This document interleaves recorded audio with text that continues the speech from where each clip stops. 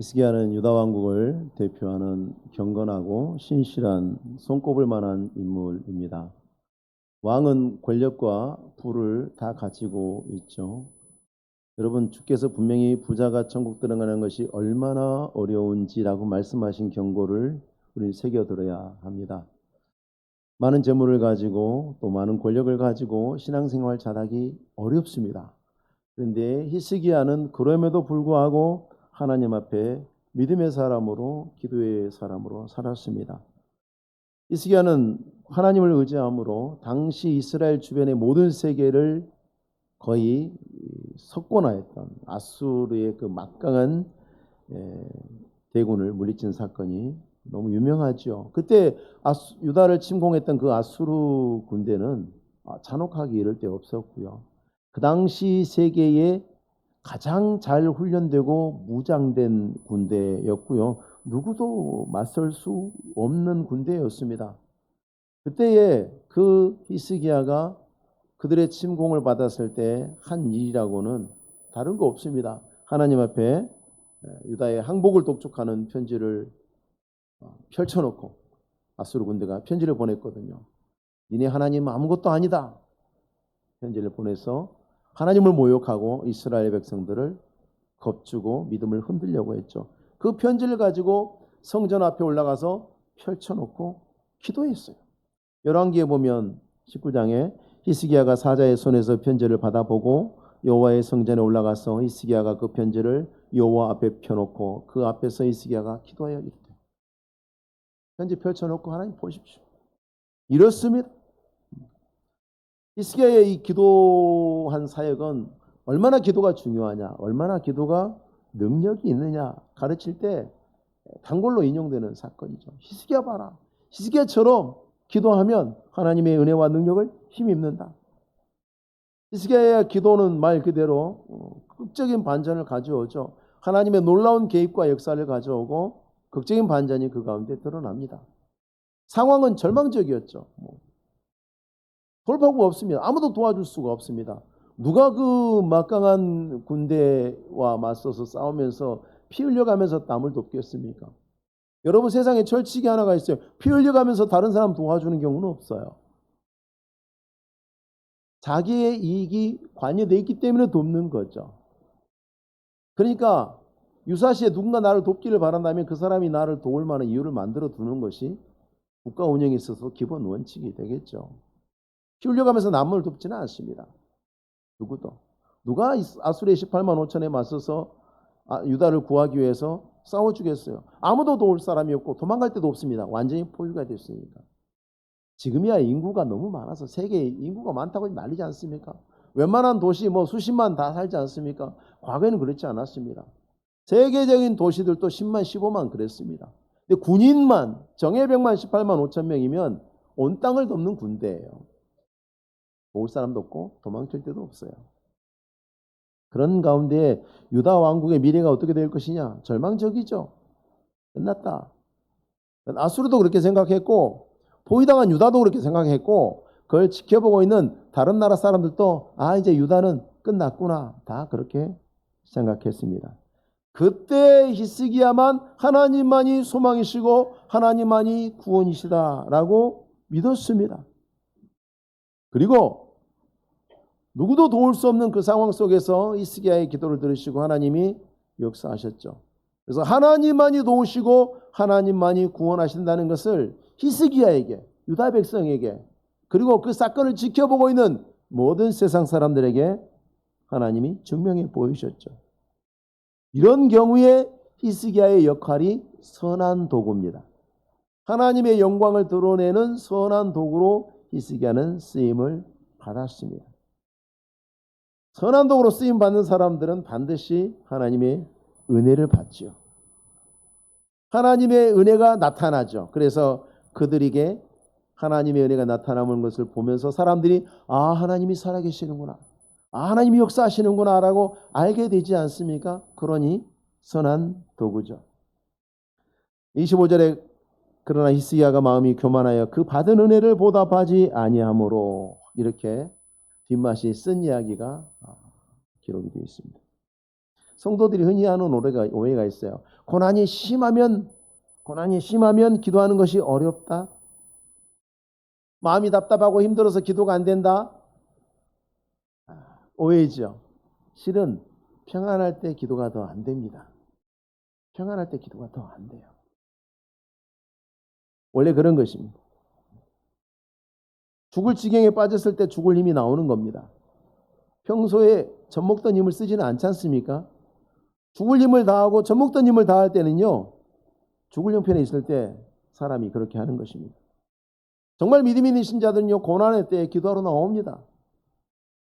평소에 안 하던 사람들도 믿음이 있어서 이런저런 이유로 평소에 기도 생활 안 하던 분들도요, 큰 위기가 고난이 닥치면 기도하러 나옵니다. 왜냐하면 참 믿음은 기도하게 하거든요. 그렇게 작동을 합니다. 정말 믿음은 고난의 때 기도하게 만듭니다. 그래서 너무 힘들고 어려운데도 내가 기도를 안 하고 있다? 그러면 스스로에게 한번 물어봐야 돼요. 나는 진짜로 하나님을 믿는가? 예수님을 믿는가? 내가 하나님과 예수 그리스도께서 참으로 세상을 통치하시는 주인이시고 그들이 전능하신 하나님이시고 내 기도를 들으시고 역사하시는 하나님이라고 믿으면서 그 고난의 때 기도를 안 할 수가 있습니까, 여러분? 믿으면 기도해야죠. 반드시 기도하게 되어 있습니다. 고난의 때 하나님 앞에 기도할 마음을 갖고 기도하고 그리고 히스기야처럼 승리하고 성도들의 삶 속에 그러한 일들이 많이 있죠. 다 물어보면 어떤 이런저런 문제들로 인해서 기도했고 응답받은 일들이 있습니다. 처음에 물어보면 생각을 잘 못해요. 근데 가만히 이렇게 이야기하다 보면 있어요. 있는데 잊어먹죠. 그 얘기는 뭔 뜻일까요? 받은 은혜를 보답하지 않고 지나갔을 확률이 무척 높습니다. 받은 은혜 알고 보답했으면 잊어버렸겠습니까? 그래서 정말 어려운 것은 큰 은혜 받고 복을 받은 다음에 그 은혜에 보답하지 않는 일이 훨씬 위험한 거예요. 사실은 고난받는 것보다 은혜 받고 보답하지 않는 것이 훨씬 위험하고 해롭습니다. 그럼에도 불구하고 우리 신자들은 훨씬 자주 또 쉽게 그런 죄에 빠져서 허우적됩니다. 너무 많은 성도들이 하나님의 은혜 달라 그러고 은혜 주셔갖고 은혜 받은 다음에 그 은혜에 보답하지 않고 죄에 빠지고 그래서 하나님의 진노 가운데 징벌을 받고 그런 일이 얼마나 많이 반복되고 있습니까? 그런데도 또 못 깨닫고 있는 경우들도 많아요. 내가 뭘 잘못했는지도 모를 때가 많습니다. 그런데 믿음이 있는 사람들을 무엇이 이렇게 만들어버리는가? 교만이 그렇게 만듭니다. 교만은 너무 많은 옷을 가지고 있습니다. 교만의 집에 가면 그 옷장에 옷이 너무 많아요. 그래서 너무 다른 모습으로 나타나니까 우리가 아까는 까만색이었는데 빨간색 옷 입고 이제 하얀색 옷 입고 녹색 옷 입고 막 옷을 갈아입고 나타나니까 다 다른 것이라고 생각하는데 얼굴을 봐야죠. 얼굴을. 실체를 봐야죠. 보면 뭡니까? 교만이에요. 우리가 대부분 범죄하는 것들은요 다 교만하고 연관이 있습니다. 교만을 분별하고 경계하려는 우리의 마음의 자세가 으트러지고 우리가 깨어있지 않게 될 때 속아 넘어가게 되고 하나님의 진노를 받게 됩니다. 그러므로 우리는 무엇이 교만이고 그것을 어떻게 경계해야 되는지에 대해서 항상 깊이 생각하고 계셔야 합니다. 오늘 본문에서 찾아볼 수 있는 이 경건한 하나님의 사랑, 하나님의 놀라운 역사와 권능과 은혜를 경험한 이 경건한 하나님의 사람 히스기야에게 우리는 오늘 큰 교만 두 가지를 찾아볼 수 있습니다. 첫 번째 교만은요, 히스기야 자신도 자기가 교만이라고 생각하지 못했을, 어쩌면 성경을 읽고 있는 많은 성도들이 그냥 그렇거니 하고 생각하지 못하고 지나갔을 수 있는, 어쩌면 칭송까지 했을 수 있는 일들 속에 교만이 숨어 있습니다. 히스기야가 병들어 죽게 되었을 때 하나님께 기도했습니다. 이사야 선지서 38장 2절 3절에 보면 히스기야가 얼굴을 벽으로 향하고 여호와께 기도하여 가로되 여호와여 구하오니 내가 주 앞에서 진실과 전심으로 행하여 주의 목전에서 선하게 행하는 것을 추억하옵소서 하고 심히 통곡하니. 벽 보고 기도했다는 얘기는 뭡니까? 다른 어느 것도 쳐다보지 않겠다는 거죠. 하나님만 바라보겠다는 거죠. 하나님 도와주세요. 믿음으로 하나님 옆에 엎드려서 기도 제목 붙들고 간절하게 몸부림치면서 기도하며 씨름하는 모습을 보면 믿는 사람들은 야, 다 저렇게 해야 돼. 히스기야처럼 기도해야 돼. 라고 추천할 만한, 또 그리고 추천하는 경우도 종종 있는 이상적인 모습으로 알려져 있습니다. 그런데 여러분, 이 기도는요, 히스기야가 아수르의 그 장군이 하나님을 모욕하는 편지를 보냈을 때 하나님의 성소에 들어가서 하나님 앞에 그 모욕적 편지를 펼쳐놓고 기도하는 것하고는 크게 다른 점이 있어요. 똑같은 히스기야가 똑같은 하나님에게 기도하는데 본질은 전혀 다른 기도예요. 여러분이 예수를 믿고 하나님의 자녀고 하나님께 예수 그리스도의 공로에 의지해서 기도한다고 여러분이 항상 올바른 기도를 드린다고 생각하십니까? 내가 신자니까? 내 기도를 들으시는 하나님이 거룩하신 하나님이니까 나와 하나님 사이에 드려지는 기도는 다 문제가 없을까요? 그렇지 않습니다. 절대 그럴 리가 없습니다. 아수르 장군의 기도 편지는요, 명명백백하게 하나님의 영광을 거슬러서 도전하는 것이었고 하나님의 뜻에 분명히 어긋나는 악이었습니다. 그래서 하나님 앞에 그 편지를 가지고 나와서 기도하는데 그때 기도할 때조차도 히스기야는 펼쳐놓고 하나님 앞에 펼쳐놓고 하나님의 판단을 구합니다. 오늘 본문에는 자세하게 기록이 되어 있지 않습니다만 열왕기하 똑같은 사건을 기록한 열왕기하 19장 16절에 여호와여 귀를 기울여 들으소서 여호와여 눈을 떠서 보시옵소서 사내립이 살아계신 하나님을 비방하러 보낸 말을 들으시옵소서. 하나님 보십시오. 그리고 하나님이 판단하십시오. 어떻게 생각하십니까, 하나님? 그러나 여러분, 히스기야가 죽을 병에 들었을 때 이 기도한 것에는요, 히스기야의 교만이 감춰져 있어요. 근데 여러분, 우리는 얼마나 자주 그런 교만의 죄를 짓는지 몰라요. 히스기야는 예수님처럼 기도하지 않아요. 우리도 예수님처럼 기도하지 않을 때가 많아요. 주님처럼 기도해야 된다고 배우는데, 알고는 있는데, 실제로 보면 기도할 때 주님처럼 기도 안 하려고 해요. 무섭거든. 하나님을 믿지만 또 그 안에는 늘 의심이 우리를 괴롭히거든요.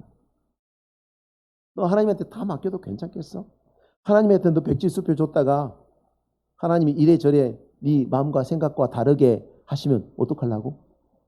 하는 그 두려움. 마태복음 26장에 보시면 다시 두 번째 나아가 기도하여 이르시되 내 아버지여 만일 내가 마시지 않고는 이 잔이 내게서 지나갈 수 없거든 아버지의 원대로 되기를 원하나이다. 만일이라는 말은 지금 하는 이 기도가 하나님의 뜻이 아닐 수도 있다는 전제를 가지고 있는 거예요. 우리는 늘 그것을 인정해야만 해요. 그러면 예수님도 하나님의 뜻을 몰랐으니까 그렇게 기도하셨을까요? 아니에요. 우리를 위해서 이렇게 기도하시는 거예요. 우리를 위해서. 우리가 알고 깨닫도록 이렇게 기도하시는 거예요. 기도할 때 네 고집만 하지 말라는 거죠. 이 생각만 하지 말라는 거죠. 내 뜻만 하나님께 강요하는 것이 기도입니까? 하나님 앞에 생떼를 쓰는 게 기도합니까? 아니지 않습니까? 아니라고 우리가 알고 있어요. 근데 왜 생떼를 써요? 왜 내 이야기만 하는 겁니까? 오늘날 성도들이 얼마나 자주 이런 죄를 범하는지 우리는 깨닫고 경계하셔야 합니다. 히스기야는 하나님께 자신의 병을 고쳐주고 자신을 살려주시기만을 기도했습니다. 한번 여쭤볼게요. 히스기야가 꼭 살아야만 했습니까? 여러분이 만약에 죽을 병이 걸리면 여러분은 꼭 살아야만 합니까? 여러분 오늘 본문이 히스기야의 죽음으로 끝나 있다는 것을 보셔야 돼요. 꼭 살아야만 합니까? 환자들은 꼭 나아야만 합니까? 하나님은 왜 사도 바울 고쳐주시지 않았습니까? 우리는 착각하고 있어요. 죽을 사람은 살아야 되고 아픈 사람은 나아야 됩니까? 가난한 사람은 부자 돼야 되고 시험은 보는 것마다 붙어야 합니까? 시험 붙기를 위해서 기도는 하지요. 낫기 위해서 기도하지요. 하나님께서 살려주시기 위해서 기도하죠. 그러나 그것을 정답으로 하나님에게 강요해서는 안 되는 거예요. 그게 문제인 것입니다. 우리는 환자를 위해서 기도할 때 이런 질문을 거의 해보지 않았을 겁니다. 아마도. 그러다 보니 우리가 문병하고 우리가 신방하는, 어쩌면 우리가 위로하기 위해서 찾아간 그 임종을 앞둔 환자에게 하나님께서 믿는 자들에게 주신 구원과 하늘의 영광과 우리 믿는 자들이 장차 누리게 될 그 영광스러운 영생의 복락에 대해서 깊이 생각하고 기대하면서 임종을 준비할 수 없도록 우리가 방해하지는 않고 있습니다. 의사가 반나절 남았다고 시한부 선언했어요. 3일 남았습니다라고 했어요. 그런데도 가서 하나님 살려주세요. 하나님 역사하실 거예요. 당신은 꼭 살 겁니다라고 만 이야기하는 것이 과연 위로가 될까요? 그게 진정한 위로입니까? 정말 하나님의 뜻일까요? 오히려 가서 삶을 정리하고 하나님의 때를 바라보고 이제 내가 가야 될 하나님의 나라에 대해서 준비해야 될 사람의 마음을 더 심란하게 만들고 준비하지 못하도록, 하나님 앞에 준비되지 못하도록 우리가 방해물이 되지는 않았는지 사상해 봐야 합니다. 정말 나는 그들에게 시의적절한 하나님의 은혜에 대해서 하나님의 은혜를 가지고 위로하였는가? 히스기야의 기도에 대해서 우리가 알 수 없는 하나님의 섭리 가운데 하나님 응답하셔서 히스기야는 15년을 더 살았습니다. 히스기야는 15년을 더 살았는데 그게 결과적으로는 유다 왕국에는 재앙이었습니다. 병 고침 받고 살아난 다음에 히스기야가 아들을 하나 낳았어요. 그 15년의 시간 동안에 아들을 하나 낳았는데 그 아들이 유다 왕국에 하나님이 눈 뜨고는 못 봐주는 그 흉악한 죄악을 50년간 저질렀습니다. 50년, 여러분 생각해 보세요. 50년이면 얼마나 긴 세월입니까? 지금 1970 대한민국이 설립될 때 그 긴 세월 동안 우상 숭배로 온 유다를 더럽혔습니다. 히스기야가 살지 못했으면 므낫세도 태어나지 않았을 것이고 므낫세가 태어나지 않았다면 유다 왕국의 미래는 멸망이 아니라 다른 것으로 바뀌었을 수도 있어요. 여러분, 신자나 불신자나 죽음을 피할 수 없습니다. 모든 육체를 가진 자들은 죽을 수밖에 없습니다. 모든 사람에게 내려진 저주이기 때문에 그렇습니다. 그렇기 때문에 우리가 신자들이 건강과 관련해서 기도할 때 정말 중요한 것은 무엇일까? 안 죽는 것이 목표입니까? 그것이 되어서는 안 됩니다. 잘 죽는 것을 사모해야 합니다. 하나님의 때에 하나님의 방법으로 죽는 것. 신앙생활 잘 해서 죽을 때에 잘 준비가 되어서 죽는 거, 그거 사모하셔야 돼요. 잘 살아보세요. 새마을 운동. 멋진 운동이죠. 잘 죽어보세요. 잘못했습니까? 뭐든지 잘해야죠. 사는 것도 잘 살아야 되고 죽는 것도 잘 죽어야 돼요. 근데 우리는 안 죽는 게 좋은 거라고 생각해요. 그래, 안 죽었습니까? 그래서 안 죽은 사람 있나요? 다 죽습니다. 기왕 죽는 거 잘 죽어야죠. 하나님의 때에 하나님의 방법으로, 그리고 죽음을 맞이했을 때 잘 준비되어 있으면 가장 잘 죽은 거죠. 어떤 사람이 시험 잘 봅니까? 시험 준비 잘한 사람이 시험을 잘 보죠. 시험은 시험을 잘 준비했는지를 확인하는 것이고, 죽음은요 잘 살았는지를 확인하는 시간입니다. 그래서 우리 신자들에게는 언제 죽는가의 문제가 있을 뿐입니다. 그런데 내가 언제 죽을지 아는 사람이 있습니까? 없죠. 내가 언제 죽을지 아는 사람은 없기 때문에 죽음에 임박했을 때에 지금은 아니라고 말할 수 있는 사람도 없는 거예요. 내가 언제 죽을지 모르잖아요. 언제 죽어야 하는지 모르잖아요. 그런데 어떻게 하나님 앞에 하나님 지금은 아닙니다라고 말할 수 있습니까? 내가 지금 죽으면 안 되니까 살려놓으세요라고 누가 감히 장담할 수 있습니까? 모르지 않습니까? 그래서 우리 믿음의 사람들은 내 생명을 위해서든지 다른 사람의 생명을 위해서든지 그 생명을 위해서 구할 때에 하나님이 부르시는 때가 이때입니까? 하나님이 원하시는 뜻이 이것입니까? 이거 믿음으로 하나님의 뜻을 물어야 하는 것입니다. 사는 것도 하나님의 뜻을 물어서 살고요. 죽는 것도 하나님의 뜻을 물어서 죽는 거예요. 그래야 하는 거예요. 왜냐하면 기도는 하나님의 뜻에 굴복함이거든요. 믿음의 삶은 하나님의 뜻에 굴복함이거든요. 그렇지 않습니까? 하나님의 뜻에 굴복하는 거예요. 주께서 기도하셨던 것처럼 우리가 소망을 말씀드릴 수 있어요. 그러나 이 문제에 대한 나의 소망은 이러하거니와 주의 뜻이 무엇이든지 주의 뜻이 이루어지기를 원합니다. 우리가 주기도문에서 기도하는 것처럼 하나님의 뜻이 이루어지기를 원합니다. 그것이 제일 좋은 것이라고 저는 믿습니다. 그게 믿음 아닙니까? 우리가 소망을 아뢰할지라도 우리의 지혜가 온전하지 않기 때문에 내가 구하는 것이 항상 최선이 아니라는 것에 대해서 우리는 인정하셔야 돼요. 인정하셔야 돼요. 그건 사실이고요. 조금만 생각해봐도 너무나 명백한 사실 아닙니까? 히스기야는 병 고침을 받기 위해서 기도할 때 다만 하나님의 선하신 뜻이 이루어지기를 위해서 기도했어요. 그랬어야 합니다. 하나님의 뜻에 맡겨드리지 않고 내 생각만 이루어 주시기를 기도하는 것은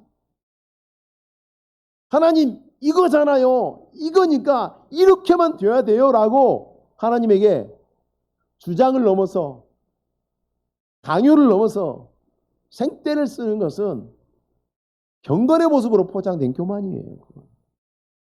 포장지만 경건이에요. 안에는 교만이지. 하나님이 뭘 원하시는지 뭘 기뻐하시는지는 다 제쳐놓고 내가 하고 싶은 대로 들어주세요. 그게 교만이지. 그게 우상숭배지 뭡니까? 베트남은 미신 같은 거 참 많이 공산당이 오래 통치했는데도 미신을 많이 섬기더라고요. 다니면서 보니까 가게나 건물이나 이런 데 보면 이 부적들이 많이 붙어 있어요. 보면은 왼쪽에 딱 보니까 아는 글자가 보이더라고요. 만사여의. 모든 일이 내 맘대로 되도록.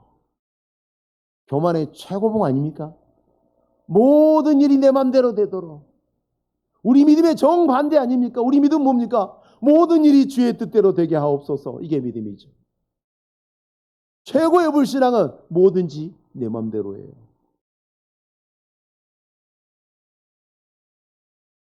히스기야의 두 번째 교만은 바벨론의 사신들이 방문했을 때입니다. 이스라엘가 죽을 병이 들어서 다시 살아났다는 소식을 그 당시에 동맹국이었던 바벨론이 들었습니다. 그래서 바벨론 왕이 축하사절단을 보냈습니다. 단지 축하하기만 위해서 그 먼 데까지 그 사신단을 파견을 했을까요? 아니겠죠. 근데 여기서도 히스기야는 자기가 죽을 병에서 살아난 것에 대해서 하나님이 놀라운 권능으로 고쳐주셨다고 증거하지 않아요. 이상하지요? 증거하지 않아요. 정말 이 사신들이 보고 싶고 듣고 싶었던 건 무엇일까요? 그리고 사신들을 보낸 정말 그 바벨론 왕은 무엇이 궁금해서 사신들을 보내서 보고 듣고자 했을까요? 야, 너네 어떻게 아수르의 18만 5천 대군을 다 전멸시켰냐? 우리는 걔들하고 몇 번 싸워봤는데 한 번도 못 이겼는데 우리같이 큰 나라도 희한하네. 어떻게 된 일이냐? 그게 궁금했고, 또 하나는 너 죽을 병 걸렸다며. 내일 모레 죽는다는 사람이 어떻게 이렇게 팔팔하게 살아있냐? 그거 참 희한하네. 아무리 생각해도 이해할 수 없는 일이 일어난 거예요. 인간의 힘과 능력과 지혜로는 도저히 이해할 수 없는, 그렇게 판단했기 때문에 사절단을 보내서 어떻게 된 일인지 알아보고자 한 것입니다. 본문에 나와 있지 않습니까? 31절에 그 땅에서 나타난 이적을 물을 때에, 그 두 가지 다 히스기야가 한 일이 아닙니다. 하나님이 하신 일입니다. 그러면 히스기야는 마땅히 아수르의 대군을 하나님이 하루아침에 그 대군이 하나님을 모욕함으로 하나님이 진노하셔서 하룻밤 만에 18만 5천 대군이 다 죽었습니다. 아침에 일어나 나가 보니까 나도 무서워서 혼났소이다. 그렇게 이야기했어야죠. 내가 불치병에 걸려서 살지 못할 것을, 아무도 고치지 못하는 것을 하나님께서는 고치셨다라고 증거했어야죠. 예나 지금이나요, 돈과 권력이 많은 사람들은요 다 거의 대등한 삶을 누려요. 방글라데시 부자나 중국 부자나 미국 부자나 사는 게 비슷해요. 왜 그런지 아십니까? 가진 건 돈밖에 없잖아요. 세상에서 최고의 것들은 아주 가난한 나라의 부자나 부자 나라의 부자나 똑같이 누리고 있다고 보시면 돼요. 거의 맞아요. 그 얘기 뭐냐면 히스기야의 병을 유다에 있는 의원들만 불렀을까요? 설마. 요즘도 세계적으로 유명한 그 의사들에게는요 전 세계 환자들이 스케줄 잡고 기다리고 있습니다. 우리나라의 유명한 박사님들 우리나라 환자만 수술한지 아십니까? 전 세계에서 비행기 타고 옵니다. 히스기야가 병들었어요.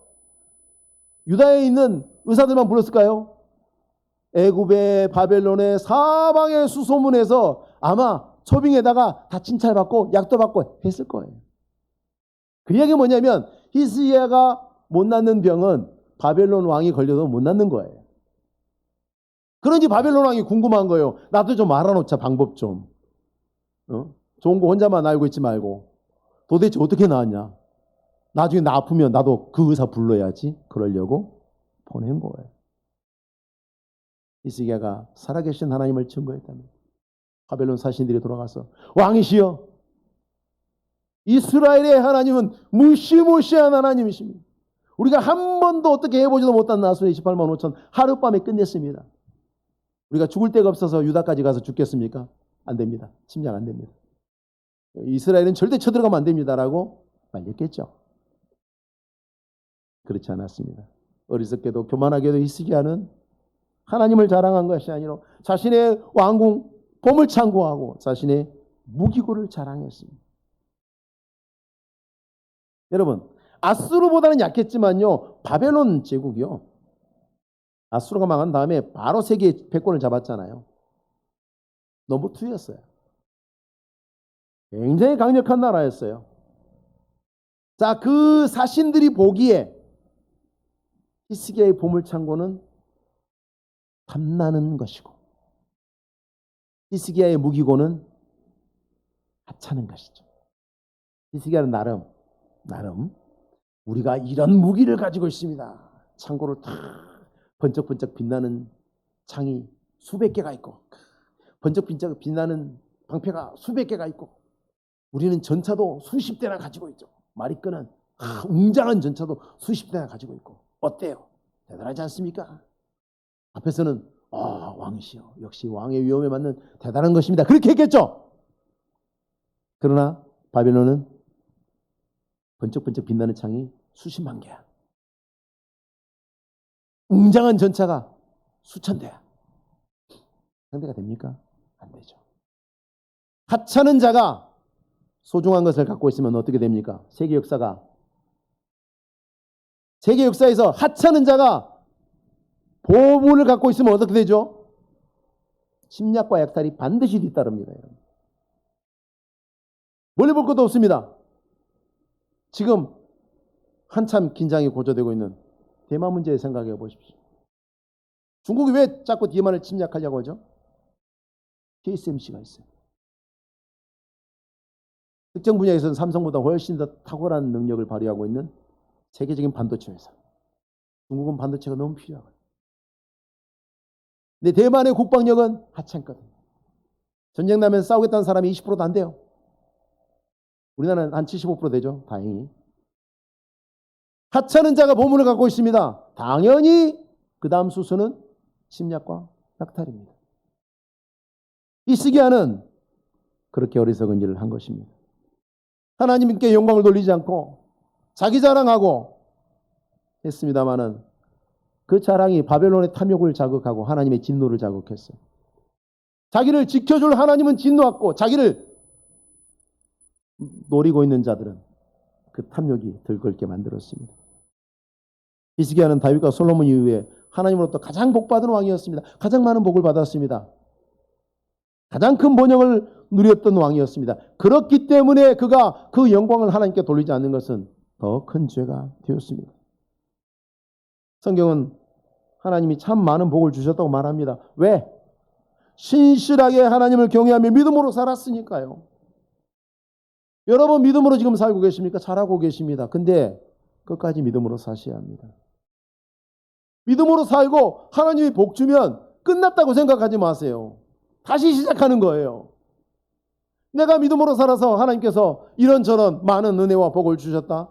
그게 끝이 아니라니까요. 복 받았으니까 끝이 아니고 또 시작하는 거예요. 구약에는 물질적인 풍요를 종종 하나님 앞에 복 받은 사람들의 증거로 사람들이 생각했고 사람들이 또 그렇게 생각하고 있었기 때문에 하나님께서 그런 방법들을 많이 사용하셨습니다. 그러나 예수께서 이 땅에 오셔서 영적 비밀의 장막을 거두시고 이제 진정한 하나님의 하늘의 복이 무엇인지 보여주셨죠.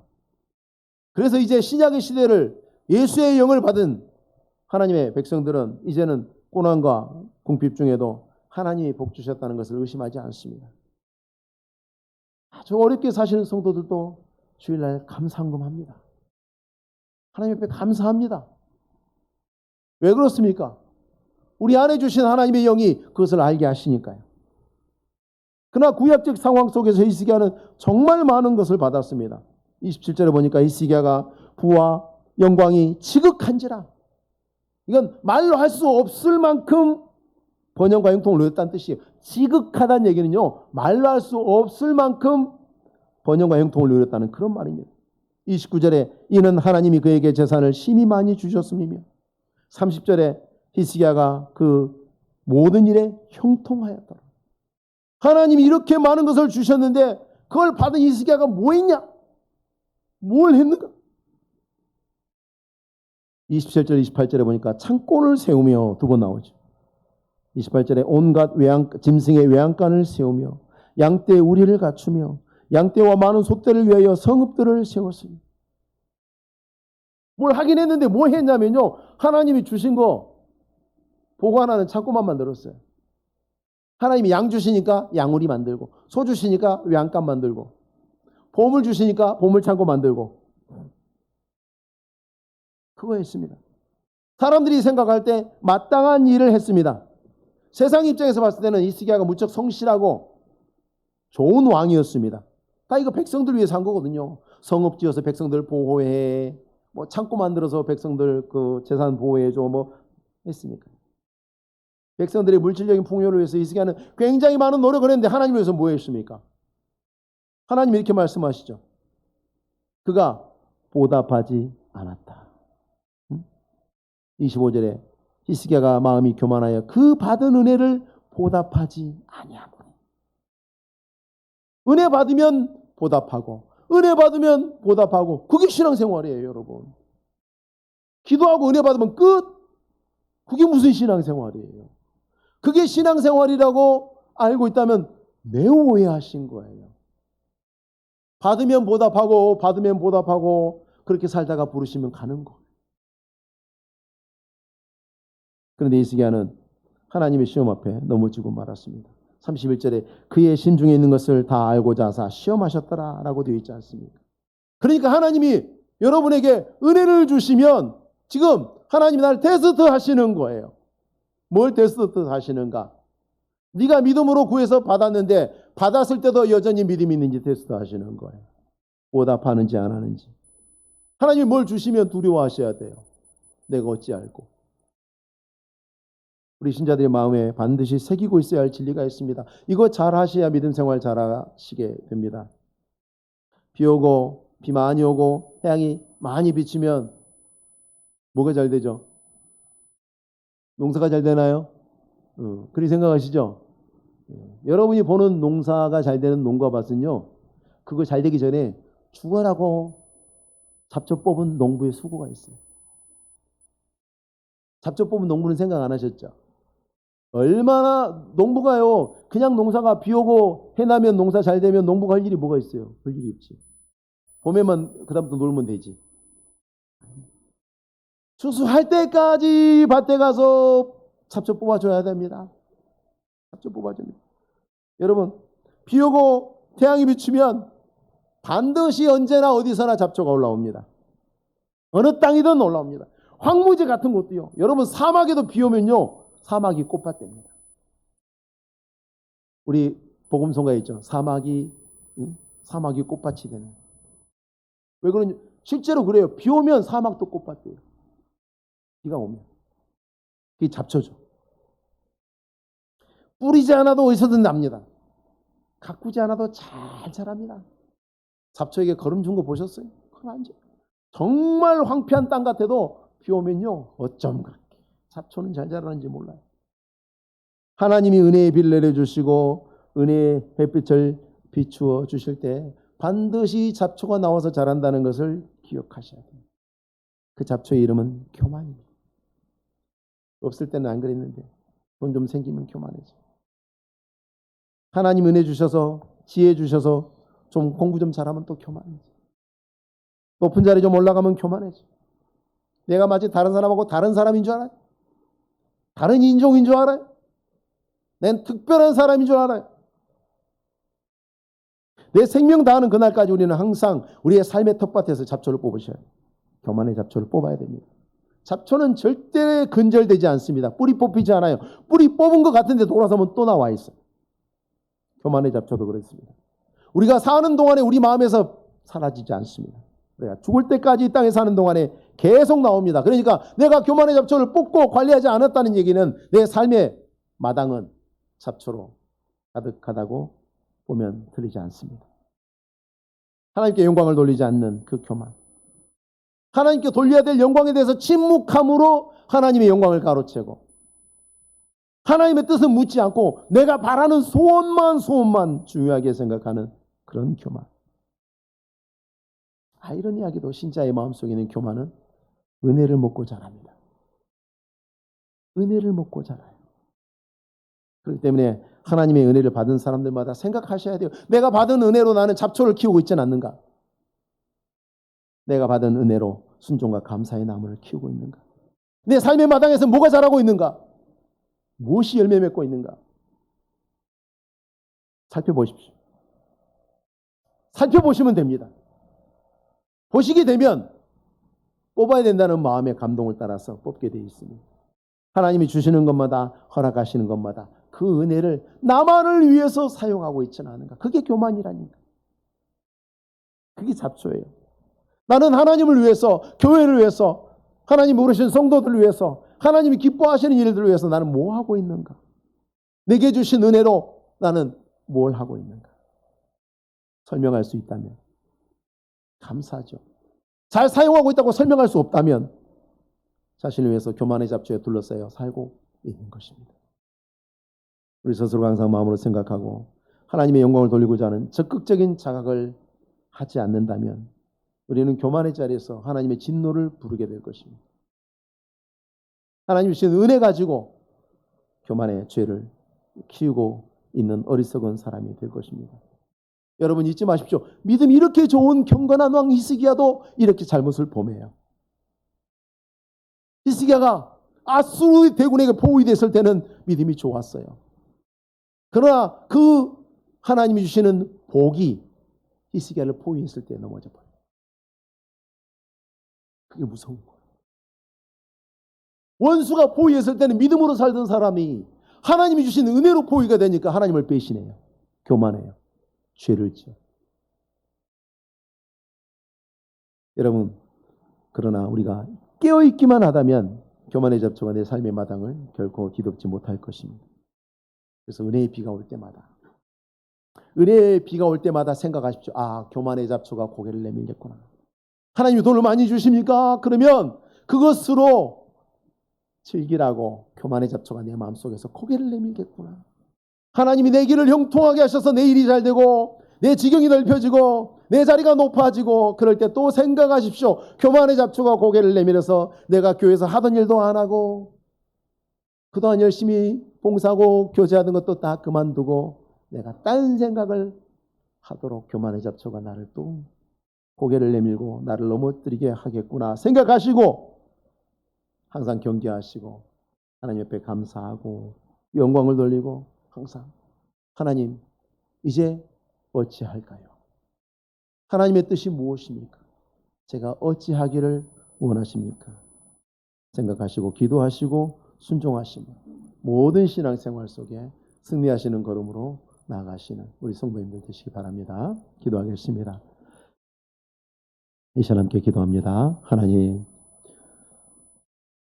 교만이 은혜를 먹고 자라는 것을 알았습니다.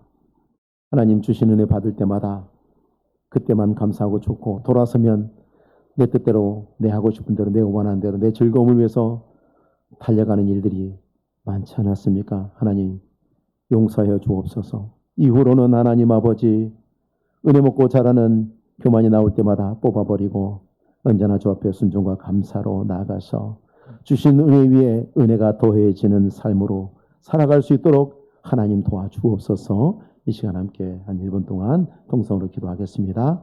하나님 아버지 하나님 오늘도 주의 은혜의 말씀 가운데 우리가 끼어 다시 한번 주님의 말씀을 생각합니다. 하나님 아버지 우리가 은혜 달라고 복 달라고 간구하고 부르짖을 줄만 알았지 문제 가운데 고통 가운데 하나님의 도우심을 구할 줄만 알았지 과연 우리야 하나님의 뜻이 무엇인지 하나님께 영광을 돌리고 감사하며 하나님의 선하심과 구원하심을 증거하며 그 이름을 높여드리는 일에 우리가 얼마나 소홀했습니까? 하나님 아버지 우리가 오늘 말씀으로 아버지 하나님 우리를 깨워주셨사오니 주의 성령께서 날마다 우리를 인도하여 주시고 우리의 모든 삶 가운데 특별히 하나님의 은혜의 비가 내릴 때마다 잡초가 나오겠구나 생각하고 경계하며 우리의 삶의 마당을 하나님 앞에 은혜의 열매들로 복의 열매들로만 채우는 지혜의 삶으로 우리를 인도하여 주시옵소서. 우리 모든 성도들의 삶의 걸음걸음마다 승리의 걸음 되게 하시기를 원하옵고 우리 주님 예수님의 이름으로 기도하옵나이다. 아멘.